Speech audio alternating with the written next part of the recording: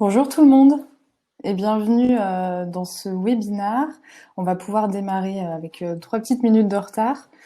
Alors bien vraiment bienvenue à tous. Donc aujourd'hui, donc moi c'est Yessa et je suis avec Romain. On est tous les deux consultants de TIGA et on va vous parler aujourd'hui des OKR et plus précisément sur les erreurs à ne pas faire quand on implémente des OKR dans une organisation produit.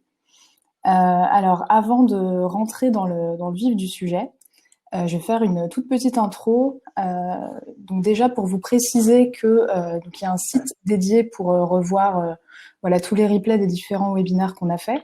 Idem, hein, vous allez bien pouvoir revoir ce replay en ce moment même. Donc vous inquiétez pas si vous n'avez pas le temps de prendre des notes, etc. On vous enverra aussi un petit mail récap avec toutes les références qu'on va vous partager aujourd'hui. Et alors Tiga, donc ce qu'on fait, donc on est une boîte de conseil en product management et en product design. Et notre mission, c'est d'aider les entreprises à créer les meilleurs produits numériques possibles. Et pour ça, on le fait de 3 manières. Donc on a une première offre de conseil avec des missions en organisation de produits et en stratégie produit qu'on fait généralement auprès des CPO ou des Head of Product. On intervient aussi en immersion avec des PM ou des product designers qui vont vraiment co-construire des produits numériques avec les équipes de nos clients. Et enfin, on a une offre de formation avec la Tiga Academy. Et voilà, donc il y a le site tiga.academy sur lequel vous pouvez retrouver toutes les formations. Ce qu'on fait également, c'est qu'on partage beaucoup avec la communauté produit. On le fait via notre blog sur lequel on écrit plusieurs articles voilà, sur différents sujets de product management et en product design. On organise aussi un événement, enfin on co-organise pardon un événement LPC qui aura lieu en décembre cette année. Et puis on écrit aussi des livres sur le product management et notamment un qui concerne les OKR qu'on va voir aujourd'hui, c'est celui sur les organisations de produits qu'on a sorti l'année dernière. Et puis aussi donc on a très récemment sorti un petit jeu de cartes qui vous permet de vous auto-évaluer sur les pratiques produits que vous pouvez télécharger sur notre site. Donc voilà, ça c'était pour la petite intro. Vous pouvez poser des questions dans l'onglet questions qui est sur la droite et à la fin de la session, on pourra les passer en revue. Donc là, ça va durer une petite demi-heure avec Romain dans la discussion et ensuite on pourra partager les questions. Bon, bah du coup, on va pouvoir démarrer. Romain, est-ce que tu peux te présenter? Oui, alors salut Ayessa, salut tout le monde. Je m'appelle Romain, je suis consultant chez Tiga depuis 5 ans et demi, donc ça fait de moi un des dinosaures de la boîte. Je suis PM depuis le début de ma carrière pro, donc ça fait un moment que je baigne dans l'agilité, le product management, les analytics, etc. Et à propos de ma carrière chez Tiga, du coup, j'ai fait 4 ans d'immersion en tant que PM chez différents comptes. Donc comme le disait Ayessa, je faisais PM chez les clients. Et là, ça fait 1 an et demi à peu près que je me spécialise dans la mise en place et l'optimisation d'organisations orientées produits.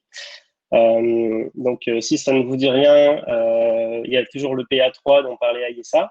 Et il y a aussi le webinaire qu'on a fait avec Simon il y a un mois à peu près qui détaille un peu qu'est-ce que c'est qu'une organisation produit. Et si vous ne l'avez pas vu, il est dispo en replay sur le site. Et voilà, et donc c'est dans ce contexte que je suis là pour parler des OKR aujourd'hui. Cool. Bon, bah on va pouvoir démarrer avec les questions. Alors, est-ce que tu peux revenir très rapidement sur le concept des OKR et nous donner une petite définition? Alors oui, je vais être très succinct vu que c'est pas l'objectif du webinaire. OKR, c'est un outil de management par objectif qui a été créé vers les années 70 chez Intel et qui est construit autour de deux concepts importants. Alors on voit pas la slide illustrative. Ah voilà.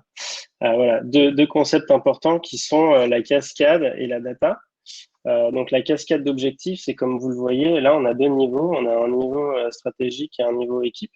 La cascade, elle peut être plus grande que ça, hein, elle peut avoir plus d'étages, mais l'important c'est de relier les objectifs des différents niveaux entre eux pour qu'il y ait une cohérence et un alignement. Ça c'est le premier concept qui est très important. Et le deuxième, la data, donc c'est les petites cases vertes que vous voyez, qui sont les key results, qui sont le moyen de mesurer l'atteinte des objectifs. OKR, c'est très data comme outil, donc il faut être capable de les mesurer et c'est une partie difficile du travail sur laquelle on reviendra. Ouais, ça marche. Mais alors du coup, tu viens de dire que c'est un outil qui date des années 70, donc c'est pas tout jeune. Pourquoi c'est si populaire maintenant? Alors oui, malgré le fait que ce soit un peu un outil de boomer, il y a pas mal de dogmes et de lignes de conduite de la culture produit qui font écho aux OKR et vice-versa. Et du coup, ben, chez Tiga, comme on est à fond dans la culture produit, quand on voit un outil sur le papier qui s'appelle OKR et qui liste pas mal de fonctionnalités ou de process, on s'y retrouve pas mal. Globalement, ces lignes de conduite, ces dogmes qui se font écho, c'est par exemple, ben, pour une équipe produit en tout cas, pas uniquement shipper des features, mais s'intéresser au pourquoi on fait les choses et être acteur de la stratégie de son produit. C'est le fait d'être data informed, donc de maîtriser cette data et d'en faire quelque chose. C'est les itérations. Dans le process OKR, il y a le concept d'itération. Là, vous voyez, niveau 1, c'est annuel, niveau 2, c'est trimestriel. Itération qui est ultra répandue dans tout ce qui est agilité aujourd'hui. Il y a la notion de travail collaboratif. Donc ça aussi, les OKR se font pas en chambre, ils se font pas tout seuls. Dans les ouvrages que vous pouvez lire ou les blogs, on parle toujours de travail collaboratif, d'une équipe, etc. Donc ces notions-là, qui sont propres au processus OKR, font écho assez fortement à la culture produit qu'on promeut et qui est promue de toute manière dans le product management ou en général sur les internets. Ouais, ça marche. Alors très concrètement, à quoi ça sert les OKR? Alors, de mon point de vue de consultant en orga chez Tiga, les OKR, ils ont plusieurs objectifs. Déjà, c'est aider à maintenir une culture saine dans l'organisation. On peut parler de transparence, donc les objectifs, ils sont visibles, et de pédagogie, parce qu'ils sont aussi compréhensibles. Ça, c'est pas la transparence, c'est quelque chose qui est pas toujours présent.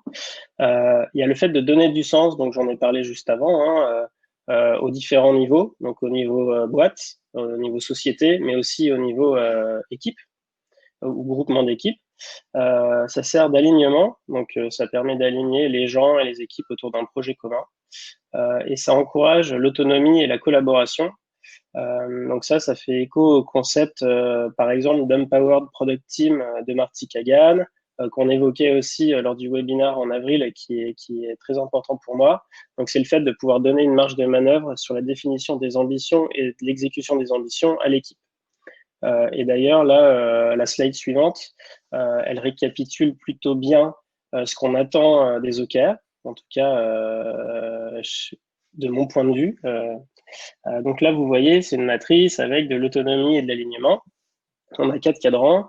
On a un cadran où il y a une faible autonomie et un faible alignement, et donc quelque chose d'assez chaotique, où les équipes ne sont pas alignées et pas autonomes.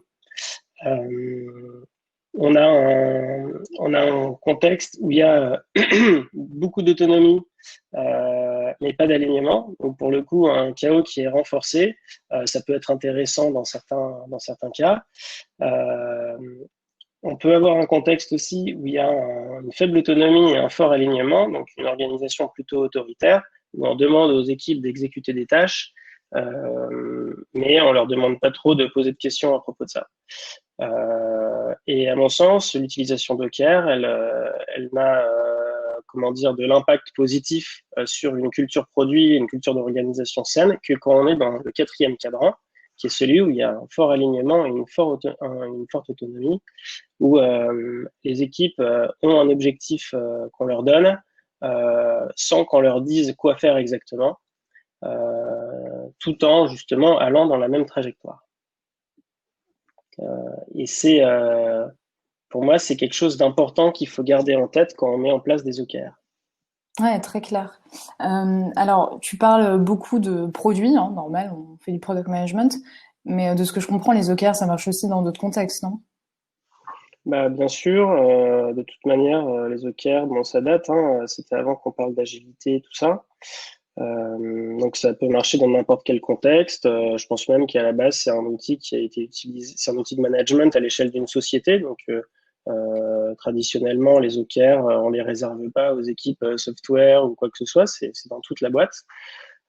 Par contre, pourquoi on en parle autant en produit et pourquoi autant de CPO ou de PM se posent des questions pour les OKR? Bon, ben, il y a déjà ce que je disais tout à l'heure. Et du coup, il y a le fait que cet outil soit plutôt cool en produit parce que on a un accès à la data, que en un trimestre, par exemple, qui est l'unité de mesure, enfin l'unité itérative de base quand on fait des OKR, le trimestre, c'est à peu près le TTM qui nous permet de penser une feature, de la développer, de la shipper et de mesurer de l'impact. Donc ça, c'est quelque chose qui est très motivant. Et il y a aussi la notion d'incertitude, donc qui fait que dans le digital, ça va vite. On peut difficilement graver dans le marbre des plans sur un an. Donc, on a besoin aussi d'un outil qui nous permette de gérer cette part d'incertitude. Et OKR le fait plutôt bien. Ouais, ça marche. Alors, on va commencer à parler des erreurs à éviter. Est-ce que tu peux nous dire à quoi les OKR ne servent pas? Alors le premier truc que je dirais, c'est que ça ne sert pas à faire du reporting orienté output ou du PMO, c'est-à-dire de la synchronisation d'équipes en transverse sur des incréments de delivery précis. Donc ça ne sert pas à faire du project management transverse ni du monitoring de roadmap de delivery. Pour ça, ben justement, on va utiliser des roadmaps, des plans de release qui sont plus simples à manier, qui sont plus clairs visuellement pour représenter où on en est dans le shipping de telle fonctionnalité. La valeur des OKR, elle est là pour se focaliser sur des outcomes, donc plutôt des KPI qu'on a envie de venir impacter de manière forte. Et c'est à ça que servent les OKR et on y reviendra, hein, mais une des erreurs qui est faite souvent quand on les met à l'échelle dans une boîte, et notamment une direction produit, c'est qu'on perd un peu de vue ce côté outcome, on le met de côté et on reste output. Mais ce qui fait que ça n'a plus de valeur de le mettre en place et ça devient un fardeau bureaucratique. Alors, est-ce que tu as un exemple pour expliquer ce qu'est un output versus un outcome? Parce que je suis pas sûre que tout le monde sache exactement ce que c'est. Oui, alors, bon, c'est des notions qui commencent à être répandues, on en parle beaucoup. Un output, c'est ce que, d'ailleurs, il y a une slide qui devrait arriver là. Ouais, voilà. Bon, c'est pas, c'est courtoisie off. Je n'ai plus le site en tête, mais c'est pas notre slide. Donc, bon, je l'ai repiqué quoi. Un output, c'est la résultante des actions que vous faites. Donc, par exemple, si vous êtes une équipe produit, votre output, ça va être de livrer un incrément produit. Donc, on peut se dire livrer une feature, mettre à jour une feature, etc. Ça, c'est un output, c'est l'output de votre équipe. Ça peut aussi être livrer des bugs, c'est un output. Et ensuite, l'outcome, ça va être la conséquence de l'output, donc ça va être le changement de comportement des utilisateurs, qui soit interne ou externe, par exemple.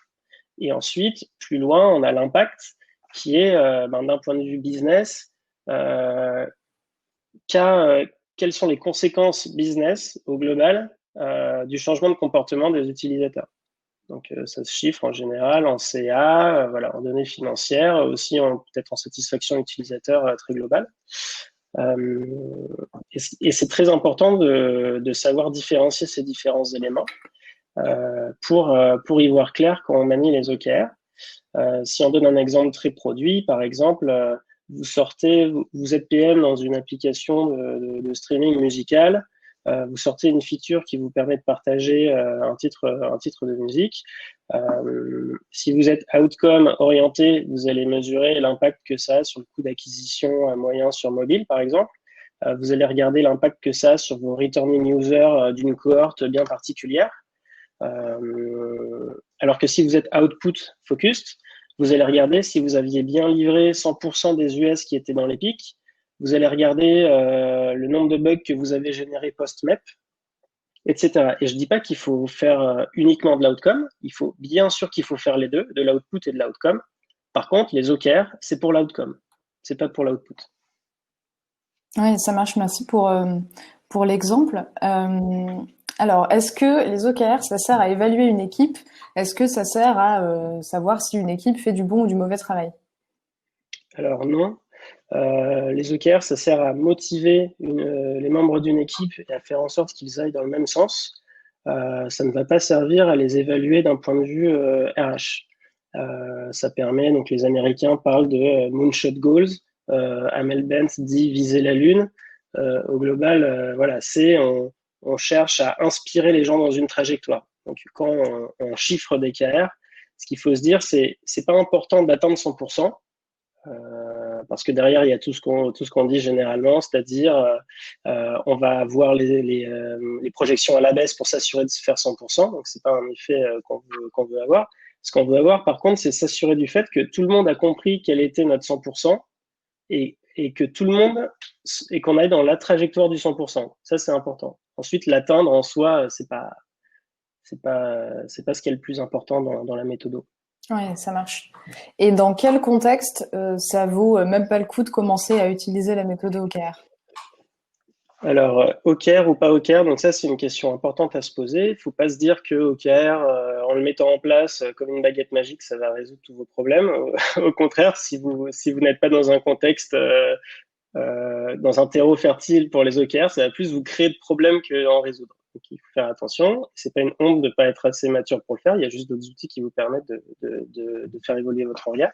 Donc premier truc que je dirais, c'est que au niveau stratégie, c'est plutôt simple à mettre en place parce qu'il n'y a pas tout ce problème enfin on en reparlera, mais bref, il y a plein de problèmes qui se passent pas au niveau stratégie et qui se passent au niveau équipe. Donc, une des premières recos, c'est a priori, quel que soit votre niveau de maturité en produit, au niveau de la direction produit, il y a moyen de faire des OKR plutôt facilement. Ensuite, c'est au niveau équipe que ça se complique. Donc, premièrement, j'insiste lourdement sur ce concept d'Empower Product Team. La première raison qui ferait que les OKR ne sont pas adaptés pour votre organisation, c'est si au sein de votre département IT produit, en fait, vous avez des équipes qui sont fortement silotées en compétences. Donc, mettons, vous avez des products qui font leurs objectifs, des designers qui font leurs objectifs, une équipe tech qui fait ses objectifs, et que vous vous retrouviez en fait avec un chapeau stratégique avec des objectifs transverses et ensuite des objectifs silotés par équipe. Ça, c'est pas un terreau fertile pour les OKR. Ce qui est important, c'est d'inspirer des équipes pluridisciplinaires. Voilà. Donc ça, c'est la première chose. Ensuite, il y a l'histoire du cycle de release qui est, à mon sens, pas assez étudié quand les équipes mettent des OKR. On se base sur le trimestre de base sans essayer de réfléchir au time to outcome, si je peux me permettre de compiler deux buzzwords. Mais c'est en gros, si votre cycle de release est plus lent qu'un trimestre, vous fixez des OKR sur le trimestre, va forcément être orienté output. Ensuite, si vous avez peu de maîtrise de la data, c'est pas non plus un bon terreau parce que vous saurez pas mesurer vos OKR et vous perdrez beaucoup de temps à vouloir les mesurer. Et dernier point, c'est s'il y a une culture encore très top-down dans votre boîte, les OKR sont pas appropriés parce qu'ils sont le but des OKR est d'empowerer les équipes et de leur donner comme je montrais dans le cadran tout à l'heure, de la liberté dans un cadre, mais de la liberté. Et si on leur dit quoi faire exactement, OKR va ne pas servir à grand chose et ça peut même être contre-productif, c'est que vous allez donner l'illusion du changement et alors qu'en fait rien ne changera et ça risque de se retourner contre vous. Ouais, ça marche. Mais alors du coup, si on peut pas utiliser la méthode OKR dans son équipe, dans les différents contextes que tu viens de citer, comment on peut faire pour garder de l'alignement et du focus? Alors, il y a des outils qu'on connaît tous, hein, c'est les roadmaps, la priorisation. Donc ça, c'est le premier truc. Souvent, on a envie d'utiliser les OKR parce qu'on a envie d'avoir une vision claire de ce qu'il faut faire. Donc ça, a priori, c'est des OKR au niveau stratégique, la mission, elle est claire. Ensuite, au niveau de l'équipe, bien prioriser et bien thématiser sa roadmap, c'est très faisable sans OKR. Et c'est déjà un très bon boulot qui est souvent déjà pas très bien fait quand les équipes cherchent à faire des OKR. Donc, moi, je dirais déjà, est-ce que vos roadmaps sont thématisés? Est-ce qu'elles sont clairement partagées? Est-ce qu'elles sont estimées? Est-ce que vous êtes prédictible? Ça, c'est des questions que vous pouvez aussi vous poser, même si votre organe check, si votre organe, en tout cas, ne check pas toutes les cases que j'ai énoncées juste avant. Et ensuite, et l'alignement, il doit toujours être fait. Il y aura toujours des instances d'alignement trimestriel, par exemple. Et c'est sur la base de ces éléments-là, quand votre organisation aura la maturité suffisante, vous pourrez greffer de l'OKR plutôt simplement dessus. Yes. Alors, c'est quoi les erreurs classiques quand on met en place des OKR? Alors, il y a plein d'erreurs possibles. Moi, je dirais globalement, bon, vous allez m'en vouloir, mais c'est une réponse un peu macro, mais c'est tout ce qui vous éloigne. On reprend les bénéfices de tout à l'heure et on se dit, tout ce qui vous éloigne, tout ce qui ne réalise pas les objectifs qu'on a cités sont des erreurs. Donc, par exemple, ce qui ne donne pas plus de sens, ce qui n'aide pas au décilotage des équipes, ce qui n'autonomise pas les équipes et ce qui n'aide pas à cadencer. Donc, posez-vous la question quand vous mettez en place des OKR, est-ce que vous satisfaisez ces critères-là déjà? Et du coup, parmi tout ça, ce serait quoi l'erreur fatale quand on met en place des OKR? Alors, bon, j'en ai déjà parlé un peu, mais en tant qu'évangéliste de la culture produit, je pense que mettre en place des OKR sans prendre en compte les notions de décilotage et d'autonomisation, c'est une grosse erreur. Pour nous, OKR, enfin pour moi, c'est un enabler de culture produit.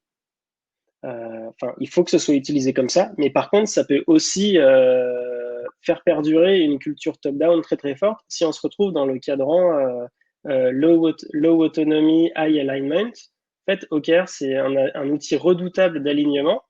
Et du coup, ça peut être très très efficace à vous faire perdurer dans un mode top-down. Et pour moi, ce serait le pire. Ce serait le pire. En tant qu'évangéliste produit, encore une fois. Hein, donc, ensuite, chaque boîte a ses contraintes. Voilà, donc pour moi, ça, ce serait l'erreur fatale, du coup. Et ce serait quoi l'erreur de débutant, donc quand on veut mettre en place des OKR pour la première fois? Alors, erreur du débutant, je dirais, c'est, bon, je triche un peu, il y en aurait deux. Déjà, c'est de ne pas définir une cascade de OKR qui soit claire ou de mal définir sa cascade OKR, voire de la définir de manière trop complexe. Donc, c'est ne pas passer assez de temps à réfléchir à la cascade parce que justement, c'est ce qui va driver le système derrière. Donc, la faire trop complexe, faire trop de niveaux, mal la dimensionner, c'est-à-dire dimensionner les étages de la mauvaise manière, ça peut être bien problématique derrière. Et ensuite, il y a l'histoire de la temporalité que je citais juste avant. C'est fixer une temporalité à chaque étage qui ne correspond pas à votre contexte. Donc, comme je disais, temporalité, enfin l'itération des OKR, il doit être au niveau outcome, pas au niveau output. Et bien souvent, on est sur un mode output parce qu'on se cale sur des rythmes trimestriels. Sauf que si vous faites ça, vous allez être embêté parce que vos projets que vous avez prévus et qui durent plus d'un trimestre ou qui durent pile un trimestre, vous ne pourrez pas mesurer l'impact avec les OKR. Donc, vous vous retrouvez à devoir faire des OKR orientés output. Donc orienté feature, orienté taux de livraison de tel projet ou telle fonctionnalité, ce qui n'est pas utile et ce qui vous fera perdre du temps. Donc ensuite, 3 mois, dans un contexte de mission par exemple, on a décidé à passer de 3 mois à 4 mois, donc passer sur une planification au quadrimestre parce que le COMEX est tombé d'accord sur le fait que 3 mois c'était trop court. Et avec les imprévus, ça servait à rien de vouloir faire de l'outcome sur 3 mois. Donc là-dessus, il faut bien se poser ces questions-là quand on démarre et pas. Ensuite, il y a le coût d'apprentissage. Hein. Vous pouvez très bien vous dire, bon, on tente sur le trimestre, on verra. Mais derrière, il y a des chances que s'il y a une décorrélation entre votre time to outcome et votre timing d'OKR, il y a des chances que ça échoue. Alors, ce serait quoi l'erreur d'un PM ou d'un head-off d'ailleurs qui a une tendance amnésique? Alors Alors, l'erreur amnésique, c'est celle qui fait qu'on se réveille à la fin du trimestre et on se demande, ouh là là, ils sont où mes OKR, je les ai pas regardés. Et puis au final, on se rend compte que bah, on les a pas regardés tout le trimestre et que en fait, ça sert pas à grand-chose. Donc pour moi, ça se rapporte à un problème plus profond. Donc c'est plus un symptôme. Pour moi, le fait de ne pas regarder les OKR, c'est pas un problème en soi. C'est plus un symptôme qui peut découler de plusieurs causes racines qui sont une culture de la boîte qui est encore trop orientée sur le delivery. Donc on va regarder le plan de release, on va pas regarder les outcomes parce que ça nous intéresse pas, ou que à l'échelle équipe ça nous intéresse pas. Ça peut être on a mis trop de care, on en reparlera juste après, ou on a un mauvais accès à la data et du coup ben, le faire régulièrement c'est trop painful. Voilà, il peut y avoir plusieurs problèmes sous-jacents à cette erreur-là. Ouais, ça marche. Et alors, ce serait quoi l'erreur un peu plaisir coupable quand on utilise des OKR? Alors, alors, le péché mignon des équipes, donc ça c'est souvent quand on met en place OKR et souvent on peut pas trop y couper, c'est de faire à l'envers l'exercice. Donc c'est de créer les OKR en fonction de la roadmap. Euh, donc enfin, ça sert pas à grand chose. C'est assez classique quand on le met en place. Par contre, ce qui est important, c'est que l'équipe, quand elle met en place justement ses OKR, se mette comme objectif aussi de réussir à renverser la vapeur au bout d'un moment, c'est-à-dire de se poser d'abord les questions de qu'est-ce qu'on a envie d'accomplir d'un point de vue ambition, d'un point de vue, comment dire, opportunité macro, pour ensuite décliner son delivery, mais de ne pas faire l'inverse. Oui, ça marche. Alors, tu disais à un moment que la mesure d'écart était compliquée. C'est quoi l'erreur classique à ce sujet, au sujet de la mesure d'écart, justement? Alors, il y en a plein. L'écart, c'est un gros sujet. Il y a trop de KR. Donc, après, c'est une erreur qu'on a tous faite, hein, mais vouloir fixer 5 objectifs et 4 KR par objectif, c'est trop. C'est beaucoup trop. Surtout si vous commencez. Si vous commencez, il faut vous mettre 3 objectifs max par trimestre dans une équipe avec 2 KR par objectif. Et vous vous astreignez à ça. Ensuite, il y a toujours les questions, oui, mais j'ai une équipe web, j'ai une équipe mobile. Bon, ok, on peut segmenter, mais il faut que vos KR macro ils soient très peu nombreux. Donc ça, c'est la première erreur. Deuxième erreur, c'est être trop ambitieux sur la cible. Donc on parlait tout à l'heure, ça doit faire, enfin ça doit motiver tout le monde, ça doit être ambitieux. Par contre, s'il est vraiment impossible à atteindre, ce sera démotivant. Et il y a un effet qu'on voit souvent, c'est que un PM ou une équipe n'a pas envie d'ouvrir son fichier OKR qui lui dit qu'il est à 0%. Et du coup, ça freine le processus d'apprentissage et d'itération. Donc voilà, faut pas être trop ambitieux. Et le dernier truc, c'est soyez vraiment honnête vis-à-vis de vos KR. Donc mettez-vous des KR que vous savez mesurer. Alors souvent le truc c'est on n'a pas de data, donc en fait on sait pas mesurer l'outcome, donc on va mesurer l'output. Donc j'ai envie de dire si c'est ça, ne faites pas d'OKR. Faites des OKR si vous êtes capable de mesurer l'outcome. Et je préfère qu'il y ait deux bons KR que 4 mauvais déjà. Je préfère que l'équipe soit très comment dire honnête vis-à-vis d'elle-même et qu'elle se dise bon en fait soit je le fais pas, soit je remonte l'alerte à mon manager en lui disant bon en fait là on se retrouve à faire un doublon de notre roadmap, on va juste perdre du temps à mesurer le taux de delivery de tel épique alors qu'en fait on vous fait des reporting roadmap delivery assez régulièrement. Donc faut relever l'alerte. Mais ça c'est un souci lié à la maîtrise de la data. Alors, tu parlais justement d'être trop ambitieux. Ce serait quoi l'erreur du PM ou du Head of Product qui serait trop gourmand? Alors, l'erreur gourmande, c'est une erreur que j'ai faite aussi, hein, c'est de se dire que les OKR, c'est 100% de la bande passante de l'équipe. Donc ça, c'est un vœu pieux. Il faut clarifier les choses. Donc, ce qu'on voyait, si on reprend la slide alignement autonomie, hein, l'équipe, elle est jamais 100% autonome. Donc, on doit l'aligner à la fois sur la stratégie, ça va très bien, mais l'équipe, elle bosse pas que pour sa stratégie. Elle va bosser pour d'autres équipes parce qu'il y a un projet transverse qui vient. Il va y avoir des imprévus pendant le trimestre, donc des choses qu'on n'avait pas prévu de faire. Il va y avoir des adhérences qui font que c'est même pas un projet transverse, hein, c'est une autre équipe qui a besoin de vous pour avancer sur son sujet. Donc, et pour son OKR à elle, par exemple. Donc ça, ce sera pas vos OKR à vous, ce sera les OKR de votre équipe. Donc il faut prendre tout ça en compte et se dire que bah, c'est OK d'avoir des items qui sont hors OKR. Par contre, ce qui est important, c'est de monitorer la bande passante dédiée aux OKR. Et d'essayer, enfin, en tout cas, en tant que PM, ce que j'essaierai de faire, c'est d'augmenter cette marge, cette bande passante dédiée aux OKR, parce que c'est là où bah, vous êtes honneur de votre stratégie. Ok, top. Et alors dernière question là sur les types d'erreurs. L'erreur d'un PM ou d'un head of product qui serait en blackout complet, ça donnerait quoi? Le blackout complet, c'est quand on fait pas de rétro, parce qu'on n'a pas, on donne pas l'occasion de s'améliorer. En fait, là, en plus, la rétro, c'est simple, il faut y penser. Les équipes, elles font régulièrement des rétros, elles sont habituées grâce à l'agilité. Donc, à un moment, il faut dézoomer et faire une rétro à l'échelle du trimestre en s'appuyant notamment sur OKR, mais pas que. Et en tant que coach, j'ai souvent eu aussi des frustrations d'équipes qui comprenaient pas qu'on fixe Q3 alors qu'on n'avait pas dit OK, ce qui a marché ou ce qui n'a pas marché en Q2.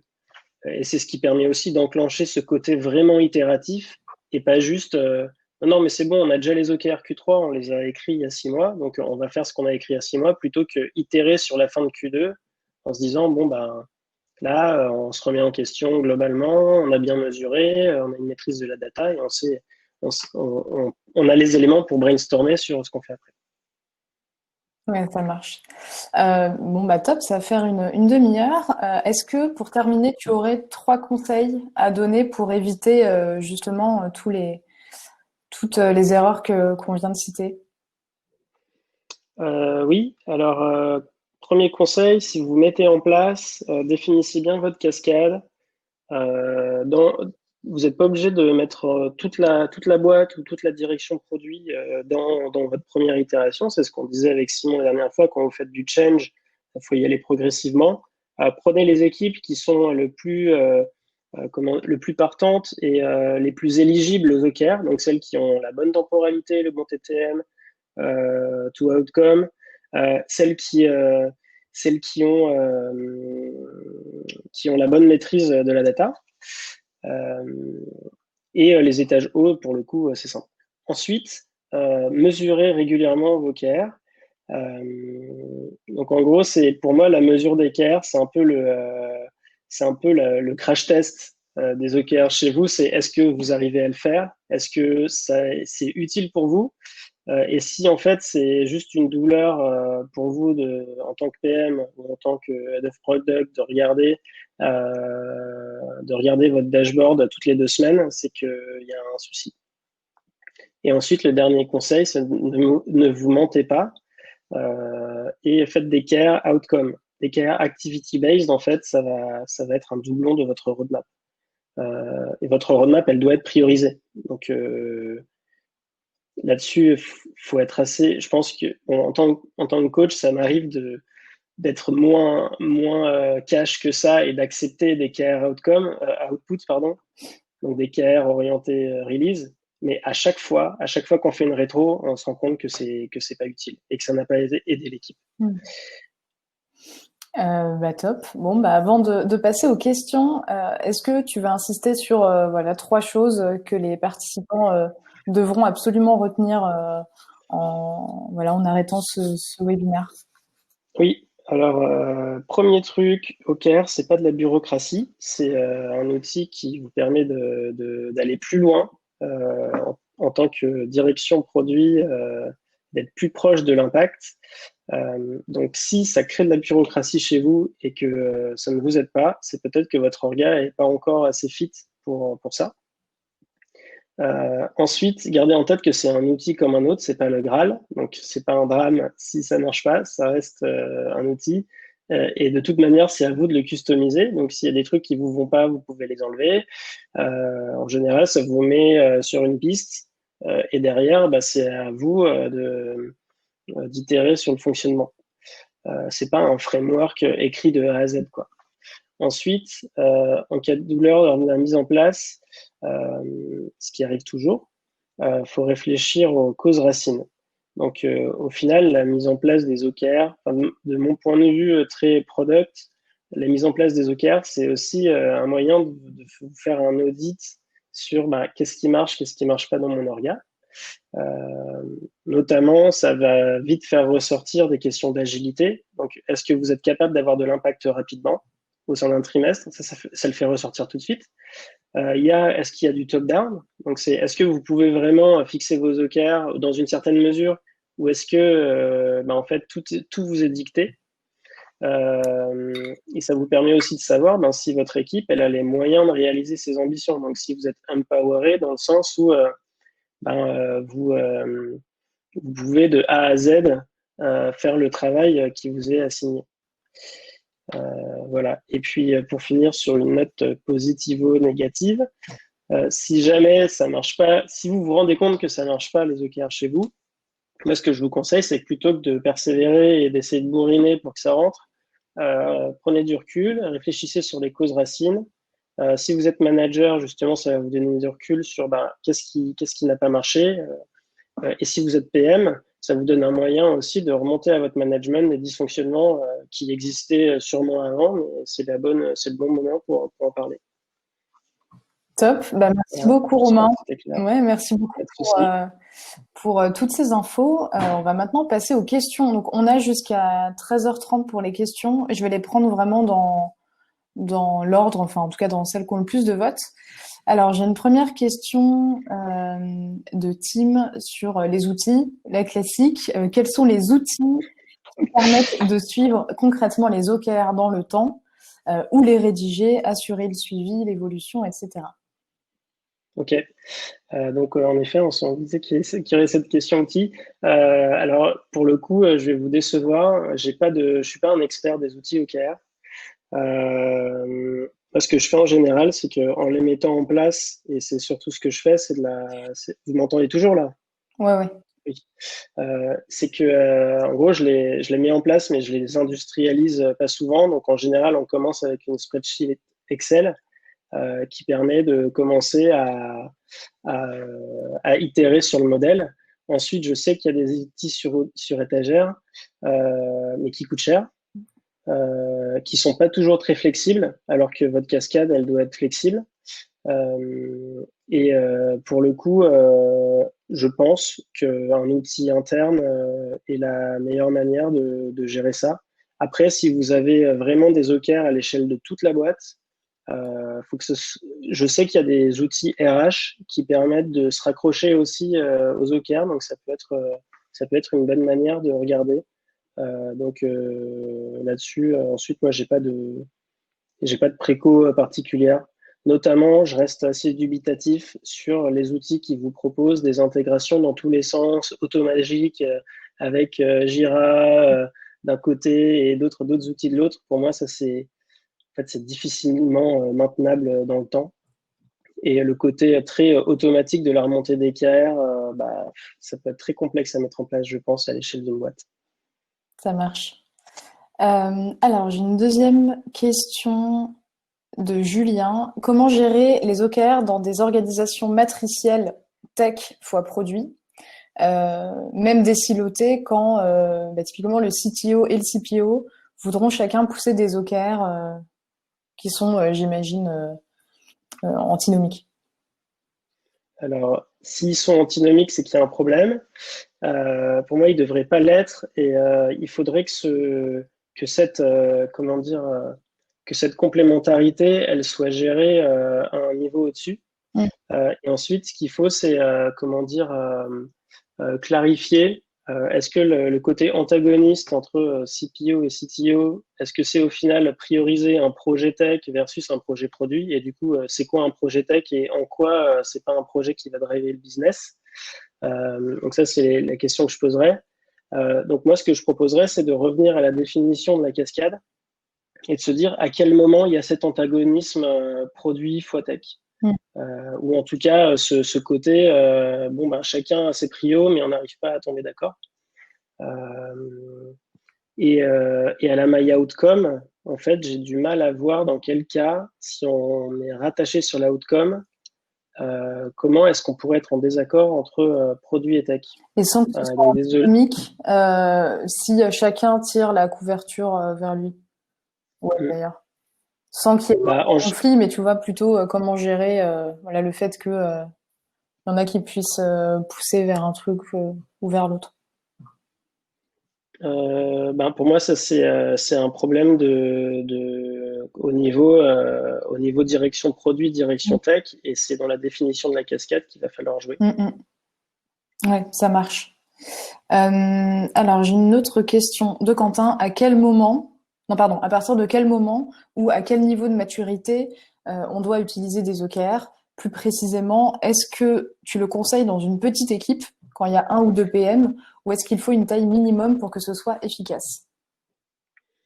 Alors, un ou deux PM, j'ai du mal à comprendre la question. En gros, les OKR devraient driver une équipe produit. Enfin, quand je dis équipe produit, c'est une équipe pluridisciplinaire. Donc, dedans, il y a des PM, enfin, un ou deux PM, des développeurs, des designers, euh, peut-être un data analyst ou quelqu'un, un chargé de marketing qui fait de l'acquisition sur le scope de l'équipe. Donc, c'est ça qui va être drivé par des OKR liés au périmètre de l'équipe. Et pour moi, il n'y a pas de, il y a pas de limite inférieure ou de limite supérieure. Les OKR, on peut les mettre en place euh, bah, dès qu'il y a un pourquoi on fait les choses et dès qu'on a besoin de planifier nos activités. Donc, dans ta petite équipe, mettons, si tu es dans une startup, j'essaie d'extrapoler parce que j'ai Mm. pas beaucoup d'éléments de contexte, mais si tu es dans une startup et qu'il y a du produit, du business et du RH, là, tu peux imaginer juste un seul étage Docker dans toute la boîte avec, ben, au niveau du produit, ce sera bah, tes OKR à toi. Donc ensuite, tu fais ce que tu veux en fonction des ambitions de l'équipe. Ouais, ouais, c'est ça. En effet, c'était pas précisé contexte startup, mais on parlait juste de un ou deux PM. Mais comme tu dis, en fait, c'est des petites équipes qui auront leurs OKR sous deux branches d'une cascade, en gros. Ah oui, et pardon, excusez-moi pour les outils. Là, je vois quelqu'un qui parle de Airtable et on n'en a pas du tout parlé, mais ce soir, là, il y a un LPCX de médecin direct qui va parler roadmap et OKR, il me semble. Ils vont montrer un peu les outils qu'ils ont utilisés, notamment Airtable. Donc, n'hésitez pas à y aller si vous n'aviez pas déjà prévu de checker. Euh, j'ai une autre question de Tim qui est comment visualiser facilement les OKR et mettre en évidence les éventuelles dépendances entre les OKR et donc entre les personnes. Alors, les dépendances entre les OKR, ça, c'est un truc que j'ai déjà vécu. Donc, potentiellement, Tim, tu es dans un contexte d'équipe avec beaucoup d'adhérence d'une équipe à l'autre. Et déjà, au niveau des personnes, c'est vrai qu'on n'en a pas parlé, mais moi, je préconise pas de mettre des OKR au niveau individuel, vu qu'on parle d'outcome au niveau produit. Donc, je vous conseille de rester au niveau team et et d'essayer de faire en sorte que de manière organisationnelle, ces équipes aient la bande passe et la marge de manœuvre nécessaire pour atteindre les outcomes. C'est ça qui est important si on veut favoriser une culture produit. Ensuite, les visualiser facilement, bah, dans un document avec des data vis partagées. Et les dépendances entre les OKR, je ne pense pas qu'il faille s'embêter à modéliser des dépendances entre les OKR. Pour y avoir réfléchi, hein. C'est beaucoup de travail, c'est très compliqué.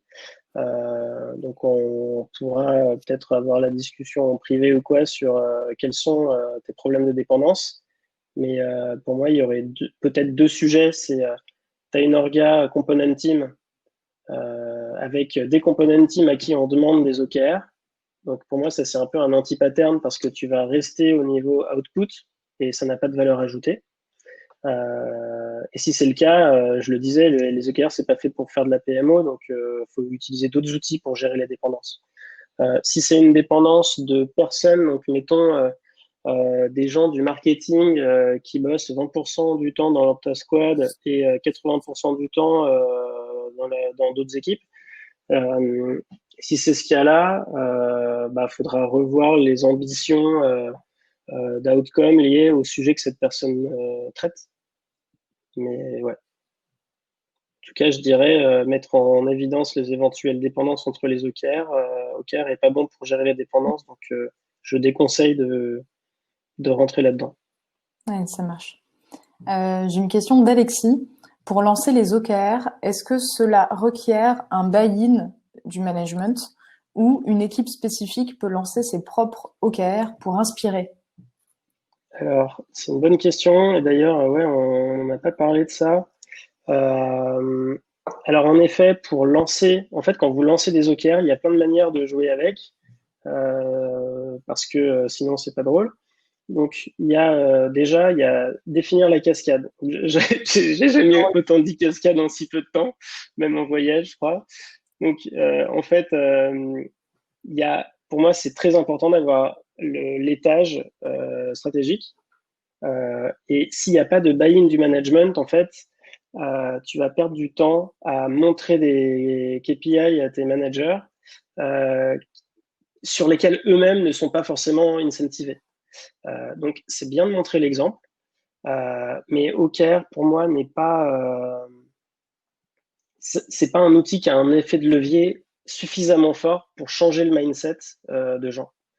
Donc pour moi, il faut un buy-in du management. Il faut leur expliquer pourquoi on fait ça, et même sans parler d'OKR, peut-être que tu peux repartir du pourquoi tu veux mettre OKR dans ta boîte. C'est quoi les valeurs qui résonnent, qui t'intéressent, et d'avoir une discussion sur la base de ça avec ton manager, et de comprendre son mindset par rapport à ça. Ensuite, mettons, vous êtes aligné, il nous faut une meilleure visibilité sur le pourquoi on fait les choses. Il faut arrêter, ce pattern systématique de on nous demande des features alors qu'on a une expertise et que en fait on n'est pas juste là pour livrer des features. Ok, très bien, vous êtes aligné. Donc maintenant, ce que tu peux faire, c'est en effet, comme je le disais tout à l'heure, avec le manager et les équipes, choisir un périmètre, un premier périmètre sur lequel faire l'expérimentation. Ça peut être un truc. Ensuite, une équipe toute seule qui met en place des OKR pour montrer l'exemple, je suis pas convaincu. Faut au moins que le manager, que la personne au-dessus, donc qui manage plusieurs équipes, soit dans la démarche et pour vocation de, si ça marche, en étant à d'autres équipes. Ouais, alors j'ai une question un peu en lien avec ça justement. C'est comment bien préparer le terrain avant de débuter les OKR. Est-ce qu'il faut faire des interviews auprès des N+1, auprès des parties prenantes? Est-ce qu'il y a des types d'ateliers qui permettent de préparer le terrain justement? Alors, salut Marina. Alors du coup, comment bien préparer le terrain? Donc, ce que je proposerais, c'est déjà en effet chez le client de s'assurer du fait qu'on a une bonne visibilité du. Là, j'imagine que c'est d'un point de vue externe ou consultant, on m'appelle pour mettre en place des OKR ou j'aimerais bien en mettre en place. Ce que je conseillerais en effet, c'est d'avoir une bonne connaissance du contexte du client, donc savoir si ça se passe bien au niveau à quel niveau les choses se passent bien, à quel niveau elles se passent moins bien. Et ensuite, surtout, c'est expliquer qu'est-ce que c'est, à quoi ça répond, pourquoi on veut en faire, et de définir la cascade. Donc, se mettre d'accord, est-ce qu'il y en a au niveau du management, est-ce qu'il y en a au niveau des équipes, à quel niveau d'équipe on va en mettre en premier, comment on démarre. Donc, c'est quelque chose qu'on a fait chez un client, on a mis en place les OKR dans toute la boîte, et on y allait progressivement, et on a défini assez clairement dès le départ où est-ce qu'on en mettait, où est-ce qu'on n'en mettait pas. Ensuite, les parties prenantes, mettons, on a choisi un étage stratégique, on a choisi des équipes. Ces équipes sont très proches de leurs parties prenantes. En effet, comme on va être dans une phase d'autonomisation des équipes sur leur roadmap, pas totale, hein, on l'a déjà vu, mais partielle, si ça les rassure, il faut que les parties prenantes, en effet, participent au moins à un atelier OKR pour donner leur avis, co-construire le truc, avant que l'équipe aille plus précisément dans les features. Donc là, très concrètement, on peut imaginer une série de un atelier de sensibilisation dans toute la boîte, ensuite un atelier avec le COMEX pour définir la cascade et le scope des équipes, et ensuite décliner les ateliers dans les équipes pour qu'elles se réapproprient la méthodologie. Je vais passer une dernière question avant de conclure. C'est une question de JB qui dit: chez nous, nous permettons à chaque personne de l'équipe de dédier environ 5% de leur temps à leurs initiatives d'OKR. As-tu des recommandations ou des rex quanti sur la bande passante à allouer à cette démarche? Alors 5%, ça me semble très très light. C'est mieux que rien, mais c'est quand même très light. J'ai pas j'ai pas de Rex Quanti sur combien de pourcents il faut. Ça dépend du contexte de la boîte, de l'industrie. Mais je dirais qu'il faut au moins que ce soit du 30%. Pour l'avoir vécu, 20% d'autonomie, c'est trop peu. Enfin, après, ça dépend de ton mindset et de ce que tu aimes faire, mais enfin, 5%, ça me semble faible. Ensuite, c'est ce que je disais tout à l'heure, c'est si tu enfin, c'est bien de le monitorer. Ensuite, il faudrait voir qu'est-ce qui vous empêche à passer à plus. Et ensuite, ça devient un problème. C'est plus un problème d'OKR ou pas de OKR, c'est un problème de scaler votre organisation et de se demander est-ce qu'on arrivera à faire du bon job et être très impactant régulièrement si toutes nos équipes sont entremêlées, si les managers doivent prendre des décisions en permanence pour elles, etc. Pour moi, c'est vraiment un enjeu business que de savoir construire une orga où les équipes sont pas là à s'attendre tout le temps et où elles sont pas à attendre les managers en permanence non plus, ou un project management transverse qui leur insère les sujets, enfin une grosse partie des sujets. Donc, c'est peut-être la structure des équipes qui, enfin, je ne sais pas ce qui fait que vous n'avez pas plus de 5%, mais il faudrait peut-être travailler dessus et voir ce qui fait que. Alors, peut-être que vous êtes autonome sur tout le reste, mais que vous avez choisi uniquement 5% sur les OKR, mais là, j'ai pas assez de. En tout cas, oui, et pour moi, c'est au moins 20%, 20-30% pour que la démarche ait du sens. Bon, bah top. On va s'arrêter là pour aujourd'hui. Désolée pour ceux pour qui on n'a pas eu le temps de passer les questions. N'hésitez pas à nous écrire sur LinkedIn. Voilà, si vous avez des questions plus précises. Donc avant de raccrocher là, de couper ce webinaire, donc vous allez recevoir un mail tous dans la journée ou demain matin max, dans lequel vous allez retrouver le lien vers le replay et puis aussi vers le site Tiga où il y a tous nos webinaires. Donc vous pouvez aussi voir les autres webinaires qu'on a fait notamment pendant le confinement. C'est là qu'on a commencé.